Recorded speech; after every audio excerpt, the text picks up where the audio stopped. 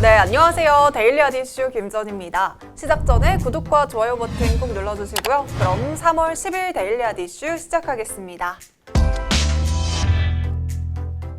네, 먼저 오늘의 테마 스케줄입니다. 첫 번째 스케줄은 미국 텍사스주의 마스크 착용과 영업 제한 해제입니다. 현지 시각으로 3월 10일 텍사스주에서는 마스크 의무 착용과 업소들의 영업 제한을 해제하기로 결정했습니다. 네, 두 번째 스케줄은 로블록스의 뉴욕 증시 상장입니다. 최근 국내 증시에서 이 메타버스 관련주들이 주목을 받았는데요. 바로 이 메타버스 열풍의 중심에 있는 모바일 게임사인 로블록스의 상장 때문입니다. 코로나를 기점으로 메타버스가 새로운 소셜 공간으로 인기를 끌고 있는 만큼 많은 글로벌 기업들이 메타버스 선점을 위해 노력하고 있고요. 이 로블록스의 기업 가치는 290억 달러 수준으로 알려졌습니다. 네, 세 번째 스케줄은 쿠팡의 공모가 확정 예정입니다. 현지 시각으로 3월 10일 쿠팡의 확정 공모가가 발표됩니다. 쿠팡은 이번 IPO에서 희망 공모가를 27에서 30달러로 제시했고요. 공모가가 예정대로 10일에 확정이 되면 상장일은 그 다음 날인 11일이 유력한 것으로 전해졌습니다. 네, 지금까지 오늘의 테마 스케줄이었습니다. 네, 오늘 국내 증시는 미 증시가 반등에 성공하면서 코스피는 3012선에서 출발하면서 다시 3000선을 회복했습니다. 미국의 국채금리가 안정세를 보이면서 증시도 다시 오름세를 보이는 모습이고요. 그동안 금리 이슈에 상승했던 은행주들은 오늘은 다시 약세를 보였습니다. 시총상위 종목들도 대부분 빨간불을 켰고요. 특히 LG화학은 장중에 6% 넘게 오르면서 다시 90만 원대를 회복하기도 했습니다. 네, 이어서 오늘의 주식시장을 들썩이게 한 오늘의 특징주 살펴보겠습니다. 네, 첫 번째 특징주는 코리아센터입니다. 스케줄에서도 설명을 드렸지만요. 정말 이 쿠팡의 상장이 코앞으로 다가왔습니다. 여기에 쿠팡은 당초 시장에서 예상했던 것보다 몸값이 올랐다는 소식이 전해졌습니다. 당초 투자 설명서에는 쿠팡의 공모 희망가는 주당 27에서 30달러 수준이었지만요. 이번에 쿠팡은 주당 32에서 34달러로 제시를 했습니다. 기존보다 5달러가량 오른 가격이고요. 이 가격에 총 1억 2천만 주를 공모하게 됩니다. 희망가 상단이 34달러의 공모가가 결정이 된다고 하면 최대 4조 6,300억 원을 조달하게 되는 거고요. 이렇게 되면 쿠팡의 기업 가치는 약 66조 원으로 산정됩니다. 네, 이에 따라 오늘 쿠팡 관련주들 시장에서 또 한 번 움직임을 보였는데요. 그중 코리아센터는 장중에 20% 넘게 상승했습니다. 쿠팡은 쿠팡 마켓플레이스를 운영 중에 있는데요. 이 코리아센터의 플레이 오토 서비스와 협업을 진행하고 있습니다. 협업 시에는 구매자들은 이 코리아센터의 플레이 오토 상품 등록 솔루션을 통해서 쿠팡의 웹 솔루션에 간단하게 상품을 등록하고 재고 관리를 할 수 있습니다.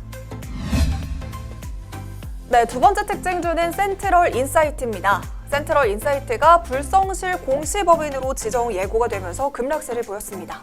한국거래소는 어제 센트럴 인사이트에 대해서 이 공시 변경을 사유로 불성실 공시법인의 지정 예고를 했습니다. 이 센트럴 인사이트는 지난달 4일 인공지능 플랫폼 기반의 신약 개발업체인 에이조스 바이오의 주식 125만 주를 200억 원에 취득할 예정이라고 밝혔습니다. 하지만 어제 정정 공시를 통해서 12만 5천 주로 취득 금액은 200억 원이 아닌 20억 원이라고 정정 공시를 냈습니다. 네, 이에 대해 한국거래소 측에서는 이 출자 금액의 50% 이상의 변경이라는 불성실 공시를 했다면서 이 불성실 공시법인으로 지정될 수 있음을 예고했고요. 이에 따라 센트럴 인사이트는 장중에 하한가를 기록하기도 했습니다. 네, 세 번째 특징주는 TCC 스틸입니다. 이 TCC 스틸이 삼성 SDI의 배터리 핵심 부품을 독점적으로 공급할 수 있다는 기대감에 상승세를 보였습니다. 언론에 따르면 삼성 SDI가 원통형 배터리 생산을 늘리기 위해서 연내로 중국 텐진 공장 증설에 돌입할 것으로 알려졌다고 보도했습니다. 구체적인 투자 규모는 정해지지 않은 상태지만요. 아마도 3천억 원 내외가 될 것이라는 전망입니다. 삼성 SDI는 텐진에서 원통형 배터리와 스마트폰 파우치형 배터리 등을 생산하고 있습니다. 테슬라에 장착되는 배터리가 대부분 원통형이라서 경쟁력 강화가 예상이 되고 있습니다. 여기에 TCC 스틸은 삼성 SDI의 2차 전지 원통형 캔 소재를 독점적으로 공급하고 있어서 매수세가 오늘 강하게 몰리고 있습니다. 네 번째 특징주는 갤럭시와 머니틀입니다. 이재명 경기도지사가 이 지역화폐 중요성을 강조한 발언을 하면서 주가에 긍정적인 영향을 주고 있습니다. 전날 대한민국 기본소득 박람회 위촉식에서 이재명 경기도지사는 기본소득이 필요하다고 언급을 했습니다. 여기에 양극화를 완화하고 구조적으로 취약해진 총수요를 확대해서 시장의 선순환을 가능하게 하는 것이 필요한데 결국 두 가지를 동시에 충족할 수 있는 방식이 이 지역화폐형 기본소득이라고 강조를 했죠. 네, 코로나19로 지역화폐를 통한 재난지원금을 예로 들면서 적은 재정 지출임에도 소득 분배 개선 효과와 이 동네 골목 상권을 중심으로 경제 활성화 효과가 컸다고 말하고 있습니다. 여기에 갤럭시와 머니트리는 최근 제로페이 사용의 활성화와 모바일 지역사랑 상품권의 발행 증가로 머니트리 이용자 수가 계속해서 증가하고 있습니다.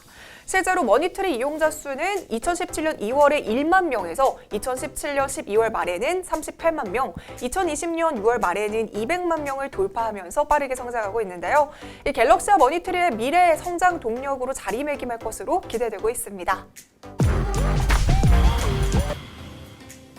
네, 그럼 본격적으로 오늘의 핫 이슈 알아보겠습니다. 오늘의 핫 이슈는 테슬라 드디어 반등, 활짝 웃는 종목은입니다. 네, 그동안 국채금리 상승에 기술주들이 힘을 쓰지 못하는 가운데 이 테슬라의 주가도 연일 내리막을 걸었습니다. 그런데 어제는 미국 국채금리가 진정이 되는 모습을 보였습니다. 전일 장중에 1.6%를 넘었던 미 국채 10년물 금리는 이날에는 1.5%대 중반으로 내려간 건데요. 미국 재무부의 3년 만기 국채 입찰이 양호했던 점이 금리를 안정시켰다는 분석입니다. 발행금리가 낮았고 응착률은 2.96배로 최근 6개월 평균보다 높았습니다. 이에 많은 투자자가 국채를 사기 위해 몰리면서 금리 하락이 나타났습니다. 네, 이에 따라 그동안 조정을 보여왔던 기술주를 중심으로 반등세가 나타났고요. 특히 테슬라는 20%가량 상승하면서 그동안 하락폭을 상당 부분 만회했습니다. 네, 이렇게 간밤 뉴욕 증시에서 테슬라 급등 소식이 전해지자 오늘 국내 증시에서도 테슬라 관련주들이 움직임을 보였습니다. 먼저 배터리 삼형제입니다. 이 LG화학과 삼성 SDI, SK이노베이션 모두 오늘 급등세를 보였고요. 특히 LG화학은 장중 한때 6% 상승률로 91만 원 선을 돌파하기도 했습니다. 네, 이어서 2차 전지주도 강세입니다. 먼저 테슬라 관련주로 작년에 12월에 상장했던 명신산업 오늘 다시 반등하는 모습입니다. 명신산업은 자동차의 차체 부품을 제조하는 회사인데요. 핵심 부품인 핫스탬핑 공법을 통해서 이 차체 부품을 경량화해서 테슬라의 협력 업체에 납품하고 있습니다. MS 오토텍도 테슬라 주요 차종의 셰시를 공급하고 있어서 오늘 장중에 9%대 강세를 보였습니다. 자, 그런데 여기서 중요한 것은요, 이 테슬라를 중심으로 나스닥 지수의 반등이 계속 이어질 것인지 아니면 큰 폭의 하락 이후 일시적인 주가 회복인지가 문제입니다. 저가 매수에 대한 인식이 사람들의 인식에 깊게 각인되어 있기 때문에 며칠 동안의 매도장 이후 주가가 다시 반등하는 것을 자주 보게 될 것이라는 의견도 있고요. 또 장기금리 상승 가능성이 높은 상황에서 이런 플레이가 계속될 것이라고 보기에는 어렵다는 목소리가 공존합니다.